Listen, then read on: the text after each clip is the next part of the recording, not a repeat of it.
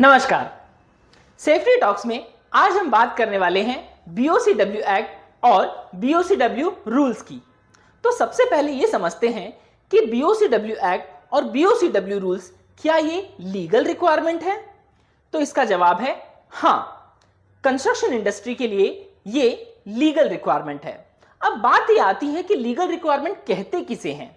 यदि हम आसान भाषा में समझने की कोशिश करें तो गवर्नमेंट जब भी कोई चीज अनाउंस करती है या फिर पब्लिश करती है लिखित रूप में, तो उसे हम लीगल रिक्वायरमेंट कहते हैं। बीओसीडब्ल्यू एक्ट, बीओसीडब्ल्यू रूल्स ये गवर्नमेंट द्वारा पब्लिश किए गए लिखित रूप में लीगल रिक्वायरमेंट ही हैं, इसीलिए हम इन्हें लीगल रिक्वायरमेंट कहते हैं। अब शुरू करते हैं कि बीओसीडब्ल्यू एक्ट और बीओसीडब्ल्यू रूल्स इसका फुल फॉर्म क्या है। यदि इसके फुल फॉर्म की बात करें तो इसका फुल फॉर्म है building and other construction worker regulation of employment and condition of service act 1996। इसका अर्थ यह हुआ कि यह एक्ट 1996 में आया था। इसी तरह बीओसीडब्ल्यू सेंट्रल रूल हैं जो कि 1998 में आए थे, और इसी तरह अलग अलग राज्य के अपने अपने स्वयं के भी रूल्स हैं। जैसे कि यदि हम महाराष्ट्र की बात करें तो building and other construction worker regulation of employment and condition of service rule 2007 है। इसका अर्थ यह है कि महाराष्ट्र में ये रूल अपने खुद के रूल 2007 में आए थे। यदि कोई ऐसा राज्य है जिनके पास स्वयं के अपने रूल्स नहीं है तो उन्हें सेंट्रल रूल्स का पालन करना होगा। लेकिन यदि किसी राज्य के पास अपने स्वयं के रूल्स हैं तो उन्हें अपने स्वयं के रूल ही अपनाने होंगे। लेकिन एक्ट जो है वो सारे देश के जितने भी राज्य हैं उन सभी के लिए एक्ट के जो सेक्शन हैं वो सभी के ऊपर एप्लीकेबल होंगे। अब समझते हैं कि बीओसीडब्ल्यू एक्ट रूल इस किताब को हम पढ़ते कैसे हैं। तो यदि हम मेन बात करें तो इस किताब में लगभग हमें 4 चीजें मेन दिखाई देती हैं। वो है सबसे पहले section, second rule, third schedule और फोर्थ फॉर्म्स। यदि हम बीओसीडब्ल्यू एक्ट की बात करें तो एट प्रेजेंट बीओसीडब्ल्यू एक्ट में टोटल 64 सेक्शंस हैं। यदि रूल्स की बात करें तो सेंट्रल रूल्स में टोटल 252 रूल्स हैं, और यदि हम महाराष्ट्र रूल्स की बात करें तो उसमें टोटल 265 रूल्स हैं। यदि शेड्यूल की बात करें तो सेंट्रल रूल में 12 शेड्यूल हैं और महाराष्ट्र रूल्स में भी 12 शेड्यूल ही हैं।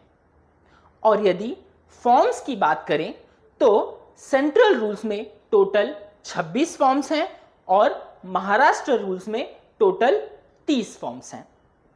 अब इन चीजों का आपस में कनेक्शन क्या है, इसे समझने की कोशिश करते हैं आसान भाषा में। सेक्शन जो हैं, यदि सेक्शन और रूल में हम एक बेसिक अंतर देखें तो सेक्शन हमें बताते हैं कि हमें करना क्या है, और रूल जो हैं वो हमें बताते हैं कि सेक्शन के रिक्वायरमेंट को पूरा कैसे करना है। यानी कि जो रिक्वायरमेंट सेक्शन में दी गई हैं उन्हें पूरा करना कैसे है, यह हमें रूल के माध्यम से पता चलेगा। अब बात करते हैं शेड्यूल की। ये शेड्यूल है क्या? यदि आसान भाषा में समझें तो शेड्यूल जो है एक लिस्ट ही है। अलग अलग शेड्यूल दिए गए हैं, लेकिन रूल्स और सेक्शन में कुछ चीजें ऐसी होती हैं जिनके लिए बड़ी लिस्ट के रूप में नॉलेज या जानकारी देनी पड़ती है, तो इसके लिए शेड्यूल्स बनाए गए हैं। जैसे कि अगर एग्जाम्पल के लिए समझें तो सेक्शन और रूल्स ये बातें बताते हैं कि परमिसिबल एक्सपोजर ऑफ केमिकल, यानी कि केमिकल किस मात्रा में एक्सपोज होने चाहिए इंसान को, इसकी मात्रा सीमित की गई है, लेकिन इस मात्रा को रूल्स या सेक्शन में नहीं बताया गया है। इसके लिए अलग से शेड्यूल बनाए गए हैं और उस शेड्यूल में टोटल 116 केमिकल्स का जिक्र किया गया है। इसी तरह यदि हम ध्वनि या फिर नॉइस की बात करें तो कितने घंटे के लिए या कितने मिनट के लिए कितने लेवल की ध्वनि अलाउड है, इस चीज की लिस्ट भी शेड्यूल में ही दी गई है। अब आते हैं फॉर्म्स पे। जब भी कोई रिकॉर्ड मेंटेन करना है या फिर कोई रिपोर्ट बना के रखनी है या फिर कोई रिपोर्ट बना के गवर्नमेंट को सबमिट करनी है या फिर आपको इंस्पेक्शन रिपोर्ट बना के अपने पास ही रखनी है, तब इसके लिए BOCW सेंट्रल रूल्स और आपके जो महाराष्ट्र रूल या फिर आपके राज्य के जो रूल्स हैं उनमें फॉर्म्स दिए गए हैं। इन फॉर्म्स में आप अलग अलग रिपोर्ट्स को बनाकर अपने पास रिकॉर्ड रख सकते हैं या फिर यदि वो रिपोर्ट आपको गवर्नमेंट को सबमिट करनी है तो उसी फॉर्मेट में, उसी फॉर्म के फॉर्मेट में ही आपको जमा करनी होगी। एग्जाम्पल के लिए समझते हैं, यदि आपके यहां कोई एक्सीडेंट हो जाता है तो उस एक्सीडेंट की रिपोर्ट किस तरीके से बनानी है ये फॉर्म दिया गया है। तो उस फॉर्म के माध्यम से, उस फॉर्म का रेफरेंस लेके आपको रिपोर्ट जनरेट करनी है और वो रिपोर्ट आप अपने पास भी रख सकते हैं और यदि वो रिपोर्ट आपको गवर्नमेंट के पास सबमिट करने की आवश्यकता है तो उसी फॉर्मेट में गवर्नमेंट के पास वो रिपोर्ट सबमिट करनी होगी। इसी तरह यदि आपके यहां कोई ऑक्यूपेशनल डिजीज का मामला आता है तो वो ऑक्यूपेशनल डिजीज का मामला घटित कैसे हुआ है, बीमारी का नाम क्या है, इंसान का नाम क्या है, ये सब कुछ, ये सारी चीजें जो हैं फॉर्म्स में दी गई हैं।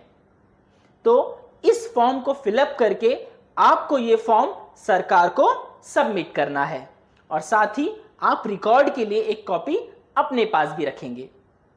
तो अब तक हम समझ गए होंगे कि हमारे सेफ्टी टॉक्स के जितने भी दर्शक हैं उन्हें समझ में आ गया होगा कि जब भी हम BOCW एक्ट और रूल्स पढ़ते हैं तो उसमें 4 चीजें आती हैं। सबसे पहले सेक्शन, फिर रूल्स, उसके बाद शेड्यूल और फिर फॉर्म्स। ये सारी चीजें लेकर ही हम BOCW एक्ट को पढ़ते हैं और इसकी सारी चीजों को फॉलो करवाते हैं। यदि इसके अलावा आपको कोई भी डाउट है तो प्लीज पूछिए, सेफ्टी टॉक्स आपके सारे सवालों के जवाब देगा। धन्यवाद।